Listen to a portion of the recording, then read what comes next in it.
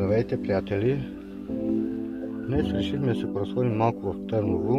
На 10 минути от Търново посока Стара Загора открихме уникално място с поточе в гората. На места поточето се превръщаше в водопади, в верига от водопади и беше много красиво и много приятно. Който може, нека иде до там.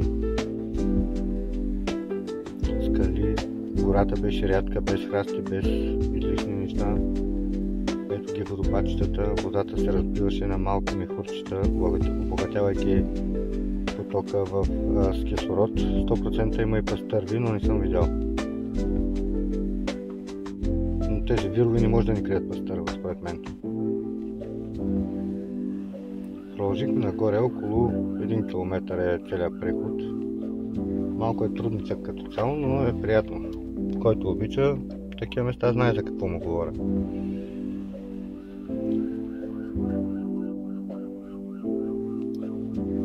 Пътеката беше уникална, слънчево беше и времето.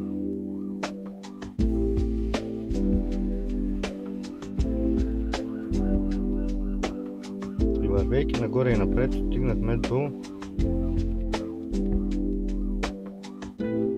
тази масичка, която е за, ако си носите нещо, да капнете да пинете. Ето ги скалите, много са красиви. Ето още поточета. Водопадчета, да кажа, извинявам се. Ето тук беше много красиво. Ето там отсреща е най-големият водопад над нас. Точно ето там. Сега ще отиде по-близо да ви го покажа.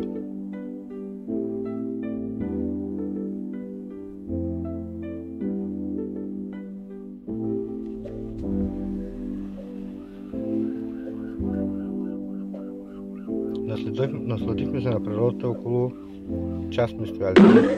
Ето е най-голямата, най-високо. Ето ми е мен.